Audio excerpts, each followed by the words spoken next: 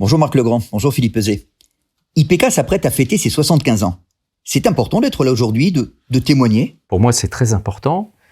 On est tous bénévoles, engagés au sein du conseil d'administration parce que on aime ce projet et on aime cette aventure. Et c'est toujours un privilège, d'une certaine manière, que d'apporter un petit témoignage sur cet héritage absolument fantastique. Je pense qu'effectivement, il y a 75 ans, on avait la même volonté, essayer de répondre aux besoins des entreprises, d'une part, et répondre aux besoins des salariés sur la dimension sociale. Tout le monde sait que les plus grandes entreprises sont celles qui sont les plus performantes dans le domaine de la dimension sociale et qu'il y a un lien entre les deux, un lien de cause à effet. Donc, on est enchanté de parler de la famille de l'IPK et de l'aéronautique.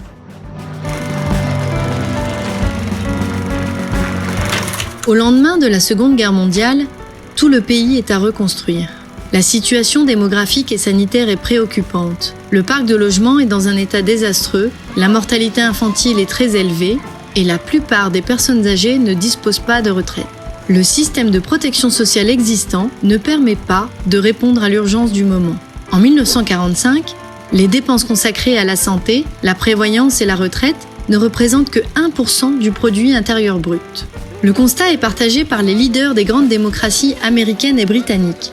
Dès 1941, Franklin Roosevelt et Winston Churchill portent une déclaration commune qui se donne comme objectif d'après-guerre de promouvoir des systèmes de protection sociale. Ils ont compris que la précarité est un terreau de colère et qu'elle affaiblit les démocraties.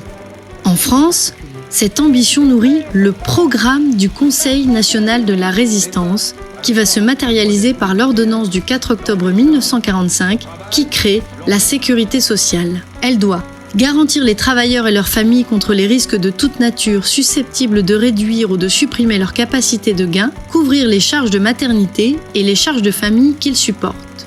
C'est une innovation sociale majeure qui fonde le système de protection sociale à la française. Ambroise Croizat, ministre communiste du Travail, augmente de 130% la retraite des vieux et l'étend à toutes les catégories de travailleurs. Il rétablit le principe de la semaine de 40 heures. Autre innovation, la sécurité sociale ne sera pas gérée par l'État, mais confiée aux intéressés eux-mêmes. C'est la naissance du paritarisme. Le 24 avril prochain, il va être procédé par toute la France à des élections générales en vue de pourvoir à la désignation des conseils d'administration, des caisses de sécurité sociale et d'allocation familiale. La sécurité sociale a vocation universelle. Pour autant, des régimes dits spéciaux vont subsister, d'autres se mettre en place. L'ordonnance de 1945 prévoit ainsi la création d'institutions de prévoyance, dans le cas très spécifique où elles permettent d'accorder des avantages supplémentaires à ceux créés par la sécurité sociale. C'est précisément ce qui est à l'origine de l'Association générale des institutions de retraite des cadres, l'AGIRC. En 1945, les cadres et la toute naissante CGC se battent pour pouvoir cotiser au-delà du plafond fixé par la sécurité sociale. Un accord est trouvé le 14 mars 1947. Un régime de retraite complémentaire en répartition est créé pour les cadres. La retraite guillotine telle qu'on la conçoit, c'est-à-dire le passage brusque de la pleine activité à la pleine inactivité, est très peu recommandable, à la fois sur le plan physiologique, psychologique, et aussi sur le plan économique, parce qu'elle ne permet pas de donner aux individus de quoi vivre. Conformément à l'ordonnance de 1945, ce régime spécial est porté par des institutions de prévoyance. Le numéro d'agrément 21 est attribué le 7 octobre 1947 à l'Institution de prévoyance des entreprises de construction aéronautique, l'IPK. L'IPK est créé par la Chambre syndicale des industries aéronautiques, née en 1908, qui prendra plus tard le nom de GIFAS. Celui-ci a besoin d'un organisme dédié pour assurer la protection sociale des cadres de la construction. Il a surtout compris qu'il fallait un outil pour fédérer la profession aéronautique et accompagner son développement. L'industrie de l'aéronautique est à un tournant de son histoire. Les entreprises de construction ont fleuri dans l'entre-deux-guerres. En 1936, pour améliorer la productivité du secteur, le Front populaire crée 6 entreprises aéronautiques d'État. En 1945, la disponibilité en grand nombre d'avions et de pilotes favorise le développement de lignes aériennes nationales et internationales. Les compagnies se multiplient. Mais la France occupée a pris du retard sur ses alliés. Pour le combler, elle va investir massivement dans l'aéronautique. Elle entend jouer un rôle majeur dans cette industrie en pleine expansion. Elle décide de réunir tous ses moyens de recherche au sein d'un organisme unique, l'ONERA, créé le 3 mai 1946. Et elle va se lancer dans une politique de rationalisation du secteur, œuvrer à la création de groupes de taille nationale. C'est ainsi qu'en 1957, les 6 entreprises aéronautiques d'État fusionnent pour donner naissance à 2 champions nationaux, Nord Aviation et Sud Aviation. L'IPK a été pensée pour accompagner et faciliter de telles fusions. Dès 1962, elle offre une protection sociale très complète à ses adhérents. Hospitalisation, frais médicaux, pharmacie, dentaire, maternité. Mais elle propose également une action sociale pour les plus démunis et des prêts à la construction, le 1% logement avant l'heure. L'industrie aéronautique et spatiale poursuit son essor. En 1965, lancement d'Astérix, le premier satellite artificiel français. 8 ans après le Spoutnik des Soviétiques et 7 ans après l'Explorer des Américains, la France devient la 3e puissance spatiale mondiale. Le général de Gaulle ne s'y trompe pas, qui décore lui-même les ingénieurs et ouvriers qui ont permis ce succès. 2 mars 1969, premier vol du Concorde, le seul avion de ligne supersonique de l'histoire, un avion mythique.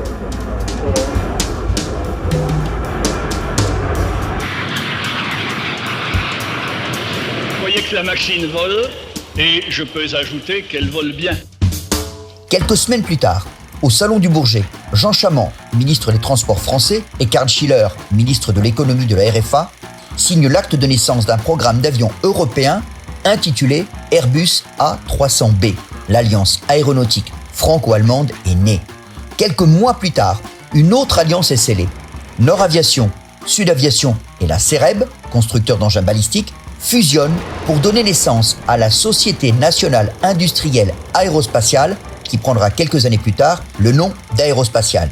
2 entreprises ont décidé de fusionner. Alors, M. André Turca, quelles sont les raisons de cette opération ? Eh bien, nous sommes fusionnés sous un titre qui comprend le mot industriel. Ce qui commande la fusion, c'est précisément le marché de l'aviation. Là encore, au-delà de la pertinence des projets industriels, la réussite de ces fusions majeures repose sur la cohérence et l'unité du projet social. Toutes ces étapes se font par des intégrations de structures juridiques, mais derrière les structures juridiques, il y a des femmes et des hommes qui constituent les forces vives des entreprises. Et bien évidemment, le projet social, le statut social, constitue un ferment absolument capital pour favoriser, pour aider au travail collaboratif.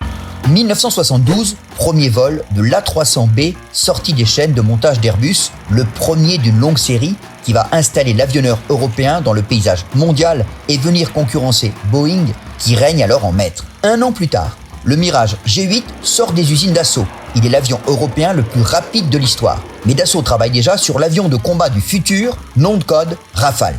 La construction aérospatiale n'est pas en reste. Le 24 décembre 1979, Ariane 1 s'envole dans le ciel de Kourou. L'Europe de l'aérospatiale décolle enfin. 1991, 5 ans après ses premiers essais, le Rafale effectue son premier vol dans le ciel d'Istres. C'est un succès.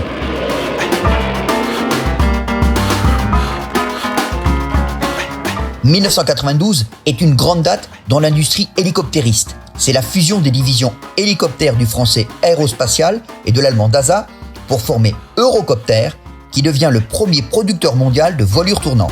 1992 est une année très importante dans la suite des événements de l'histoire de l'IPK.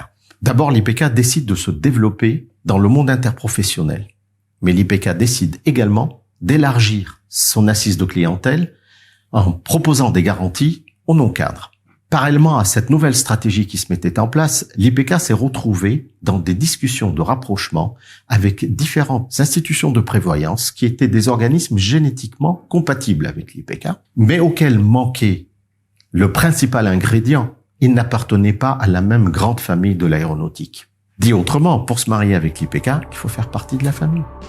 Et la famille Aéro ne cesse de grandir. 1999, Aérospatiale et Matra Haute Technologie se marient. Moins d'1 an plus tard, le nouveau groupe fusionne avec l'allemand DASA et l'espagnol CASA pour former le premier groupe aéronautique et aérospatial en Europe, et le troisième au monde, baptisé EADS, qui deviendra Airbus.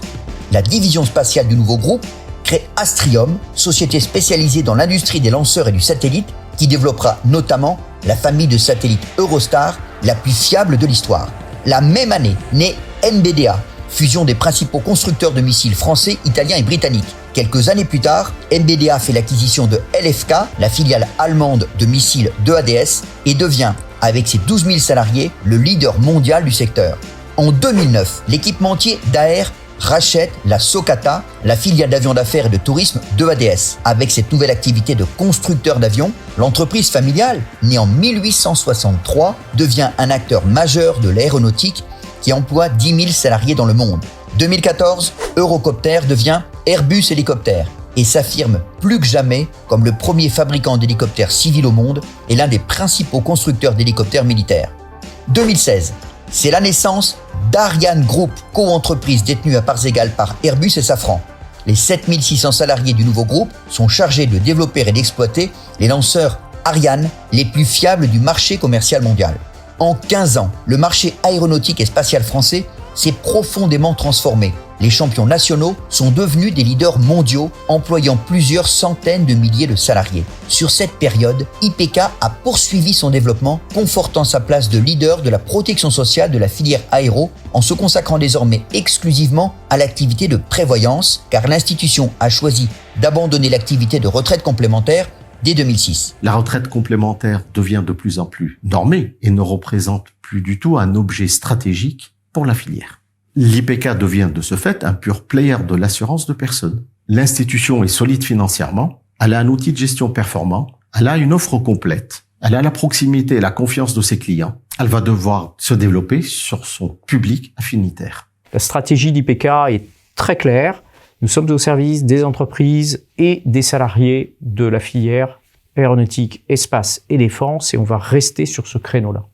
C'était la feuille de route d'Alain Del Puerto, ce sera celle de son successeur, Philippe Ricard, qui prend la tête de l'institution en 2016. Une institution très solide qui peut s'enorgueillir de protéger 6 salariés sur 10 de la filière aéronautique et spatiale.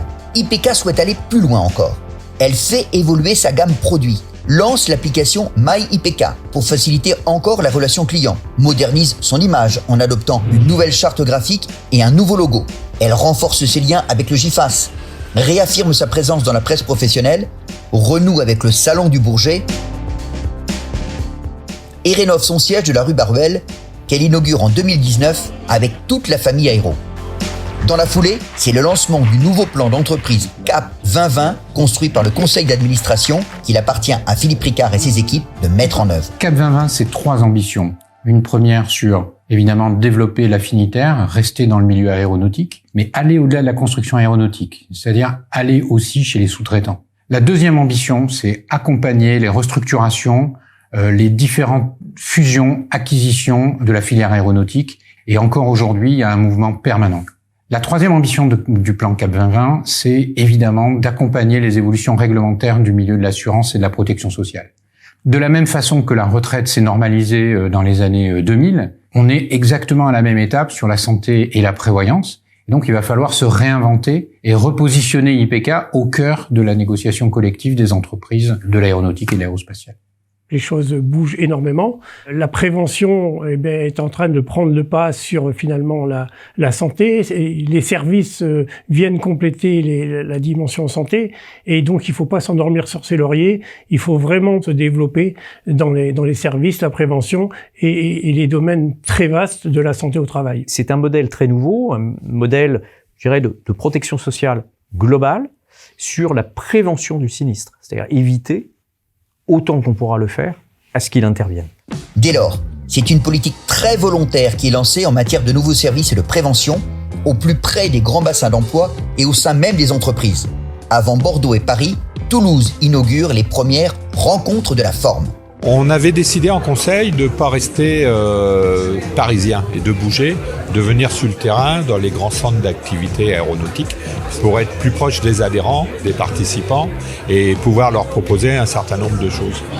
Ah bah c'était super. Franchement, on a l'impression de démarrer une nouvelle vie et puis d'avoir plein d'armes. Hein. C'est aussi l'installation des premiers espaces services santé chez Airbus avant d'envisager leur déploiement chez d'autres adhérents. Des cabines de téléconsultation à distance, des opticiens et des ostéopathes directement sur site au service des salariés. On peut regarder la crise du Covid comme un accélérateur de transformation qui a amené des questions au niveau des entreprises dans l'organisation du travail, mais aussi dans la gestion de la sécurité mentale et sécurité physique des collaborateurs. Il y a des tabous qui sont tombés pendant la crise Covid, on le voit bien, on en parle beaucoup plus, il y a une parole qui s'est libérée autour de toutes ces souffrances, et je crois que c'est bien, ça va dans le bon sens, que cette parole se libère et que l'on accepte finalement de vivre tous, les uns les autres, avec cette vulnérabilité, ce qui ne veut pas dire ne rien faire, bien au contraire, mais la prendre complètement dans sa dimension et travailler autour de tout ça. Et ça, c'est la mission d'IPK. Pour répondre à sa feuille de route, devenir un acteur global de la santé et faire de la prévention un nouveau métier à part entière, IPK va nouer une alliance stratégique. Fin 2020, l'institution de prévoyance se rapproche de la mutuelle de la solidarité aéronautique, la MSAE. À la fin de l'année 2020, les deux assemblées générales de ces deux structures ont décidé ensemble de créer une structure dédiée à la prévention. Cette structure démarre son activité et aujourd'hui, c'est un des principaux axes de développement d'IPK et de la MSAE. C'est dommage parce qu'avec le masque, tu vois pas le plaisir qu'on exprime. Mais il est réel quand même, Marc. On est super content, super content.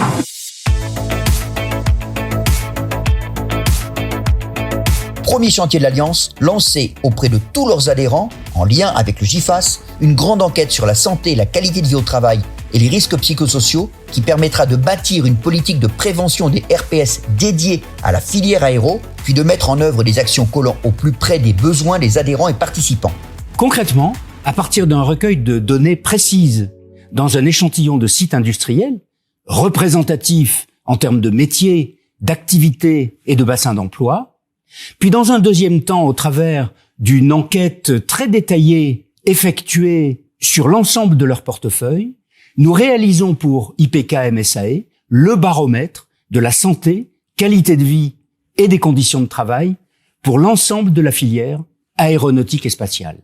L'offre de prévention collera à la réalité des risques par type de métier, de pratique et d'environnement. Cet outil permettra de piloter annuellement les actions mises en place et d'en mesurer l'efficacité.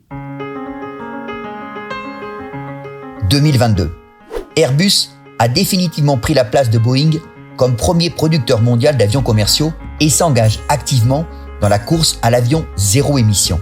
Après une année déjà exceptionnelle, Dassault continue d'aligner les succès du Rafale et du Falcon à l'export et travaille avec Airbus sur le chasseur du futur. Les satellites Eurostar détiennent le record mondial de longévité, avec plus de 1000 années de fonctionnement en orbite sans défaillance. Avec 17 lancements prévus sur l'année et la signature avec Amazon du contrat le plus important de son histoire, Arianespace reste le leader incontesté des lanceurs commerciaux et prépare l'envol d'Ariane 6. L'aéronautique et le spatial sont une des grandes réussites européennes et le fleuron de l'industrie française, avec 200 000 salariés et 700 000 emplois indirects. Des salariés issus d'entreprises différentes, d'histoires sociales différentes, qu'il a fallu accompagner, harmoniser, structurer. C'est le rôle de l'Institution de prévoyance des entreprises de construction aéronautique depuis 1947. Le 7 octobre 2022, l'IPK fêtera ses 75 ans. Ce que l'on souhaite à IPK, c'est de continuer sa transformation, de continuer à accompagner la transformation des entreprises et de pouvoir être aussi pertinente qu'elle l'a été pendant ces 75 dernières années. J'ai aucun doute. L'aventure ne fait donc que commencer.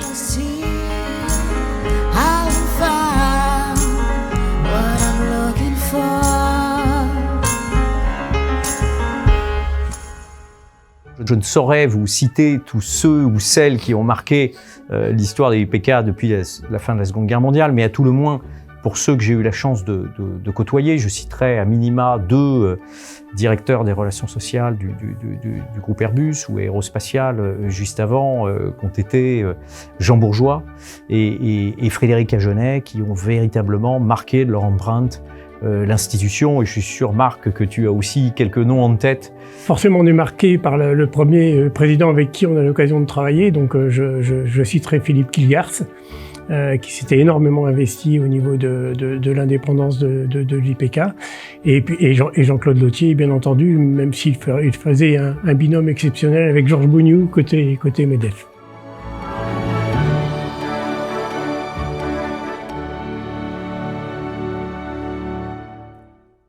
Je m'attendais pas à ce que vous m'envoyiez une invitation.